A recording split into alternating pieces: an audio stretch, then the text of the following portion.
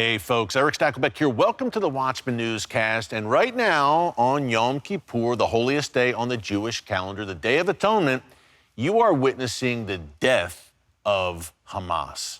Now, the only question, I think, is will it be a quick death or a relatively slower and agonizing death for this bloodthirsty Nazi death cult? Why do I say that? Well, the plan that President Trump put forth on Monday at the White House alongside Prime Minister Netanyahu made it pretty clear.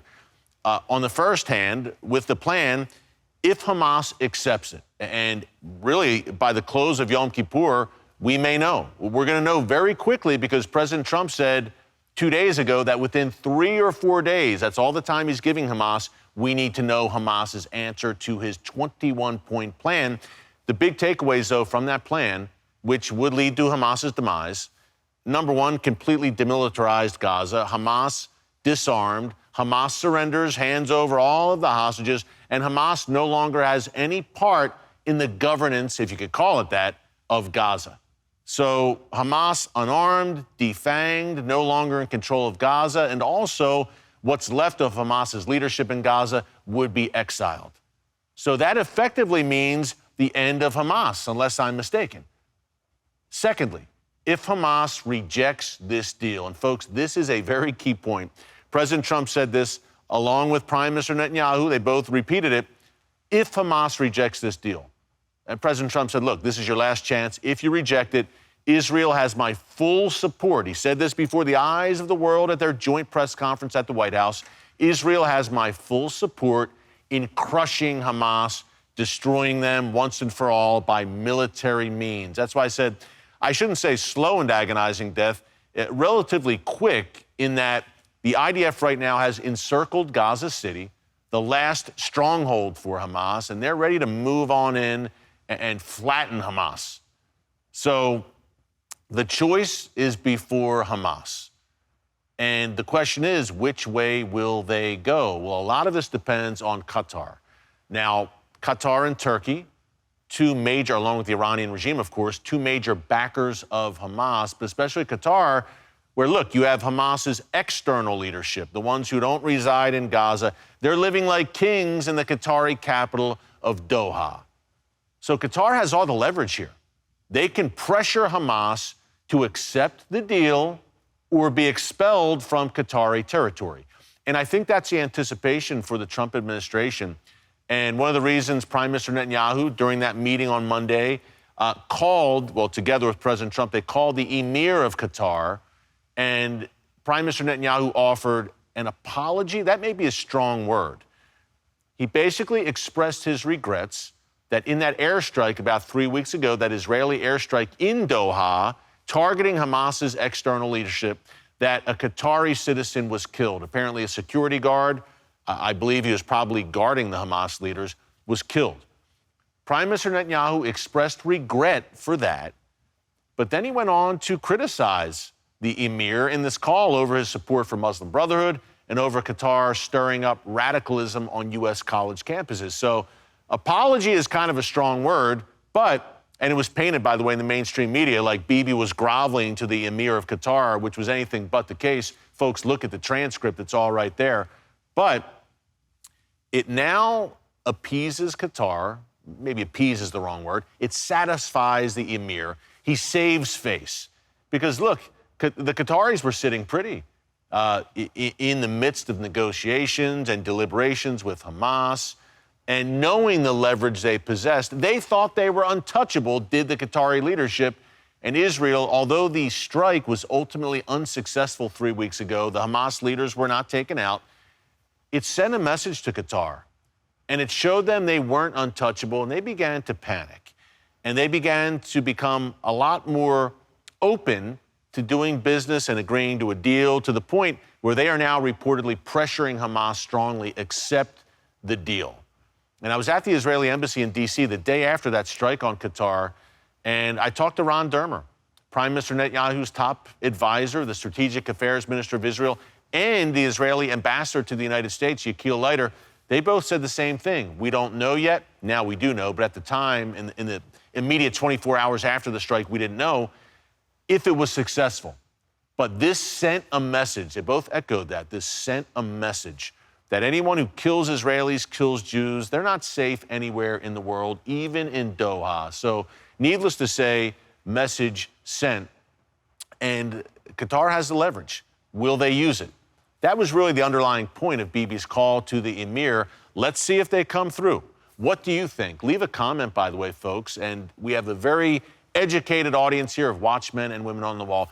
Leave a comment. Let me know what you think. Is Hamas going to accept this deal? Would love to know your thoughts, and I believe we will know very soon. Secondly, if you like what you're hearing, current events, breaking news, mainly from the Middle East and Israel, but we go around the horn, around the world, and from an unapologetically biblical perspective.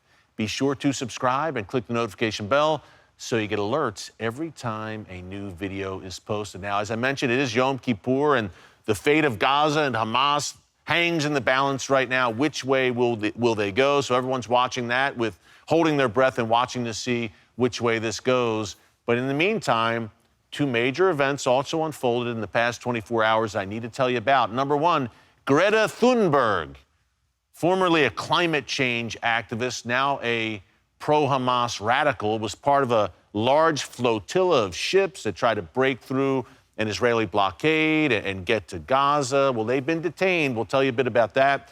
Also, a horrific terror attack today in Manchester, England, targeting Jews on Yom Kippur. We'll break that down in a second. But before we do, quick shout out to our partner. You know them by now, folks, I hope. Our good friends at Magen David Adom. They are Israel's emergency services system. These are Israel's first responders. When there's a terror attack, when the rockets and missiles are launched, when October 7th unfolded, Magen David Adom first responders were the first on the ground. It's a largely volunteer force. Imagine that. Some 90% of their paramedics, EMTs, and first responders are volunteers. Folks, they're not getting paid for this. They're doing it because they're doing God's work and they're blessing and helping their fellow countrymen and women. You can support their vital work at SaveLivesIsrael.com. SaveLivesIsrael.com. They collect, process, and distribute Israel's blood supply, not only to Israeli civilians, but to members of the IDF and ambulances, the Magen David Adom ambulances. They dispatch them around the country. You see them everywhere in Israel. I was just there a month ago.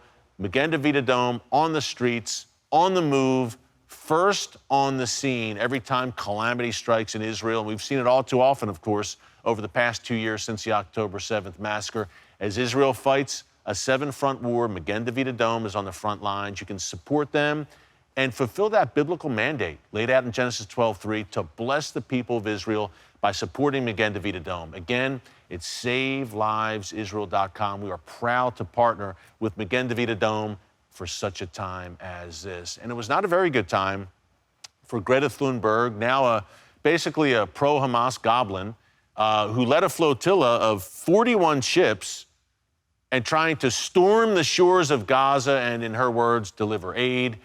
Now, she's an unfortunate soul, and she was a climate change radical, and now she's shifted to a new racket, supporting Hamas and blasting Israel. But nonetheless, she and her flotilla were intercepted by the Israeli Navy late last night. Again, 41 ships, 400 detainees, including charming Greta, taken into custody by Israel. They'll eventually be released, but publicity stunt. And it happened a few months ago, over the summer. She also was aboard a flotilla. She was detained then and then released. So no surprise in one sense, but folks, on the other hand, you've got this spike in anti-Semitism, which we've talked about a bunch here on the show. And this is part of that. You've got the violent physical anti-Semitism, which we saw in England today, which I'll break down for you in a minute. But then you've got what we see on college campuses, which, by the way, actually does get quite violent, but I digress. College campuses, in the halls of the UN, in this flotilla, we see that kind of anti-Israel madness as well. So you've got the hard anti-Semitism and the so-called soft anti-Semitism. But the flotilla turned back, but unfortunately, the terrorist in Manchester, England, in the north of England today, we don't know all the details yet about the attacker. But folks, we do know this. On Yom Kippur, again, the holiest day on the Jewish calendar, he rammed his car into a synagogue, 2 people killed, 4 more seriously injured, rammed his car into the synagogue in Manchester, got out, and went on a stabbing spree. This is in England. Now, Keir Starmer, the British Prime Minister, came out and condemned the attack. And I shake my head and I say, your policies, Keir Starmer, have helped create this climate where attacks like this happen. You've allowed mass Muslim immigration, number one.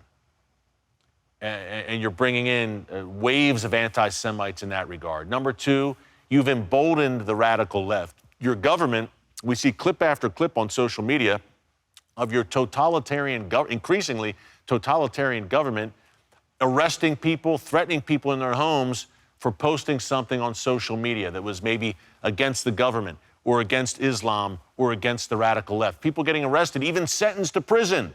This is really happening, folks, in the UK right now, which is interesting because the UK in Orwell's book, 1984, that was the setting for that classic novel. Well, we see shades of 1984 today. I do not exaggerate in the UK.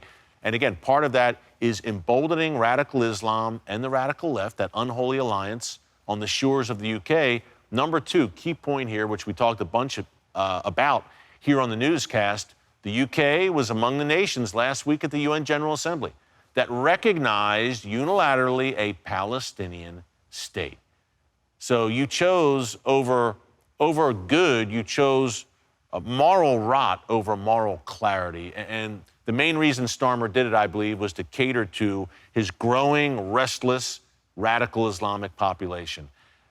Israel is the first line of defense for the West, for Judeo-Christian civilization. If Israel goes down, we all go down. Europe appears not to have gotten that memo, but Israel continues to fight the good fight. Thank God President Trump does understand the vital role Israel plays in the alliance between the U.S. and Israel. It was great to see he and Bibi, 2 modern-day Churchills, in my view, together side by side once again in lockstep. And I always love, before these major decisions, in the wake, or in the run-up, I should say, to the 12-day war back in June, in the run-up to this meeting at the White House on Monday, the mainstream media saying the sky is falling, Trump and Bibi are at loggerheads, it's a disaster. And then they both come out of the press conference smiling and in agreement. So I almost think they're trolling the mainstream media with these reports that come out before their meetings. But nonetheless, the U.S.-Israel alliance is in a rock-solid place. We can only pray that Europe wakes up. I won't hold my breath, but I will pray. Hey, thanks so much for joining us here on the Watchman Newscast. Until next time, God bless you. And remember, never hold your peace. Hey everyone, thanks for checking out the Watchman Newscast. Make sure you hit the subscribe button so you never miss an upload, and tap the bell icon so you're notified every time a new video is posted. And don't forget to share your thoughts, insights, and comments below. Thanks for watching. We'll see you back here tomorrow.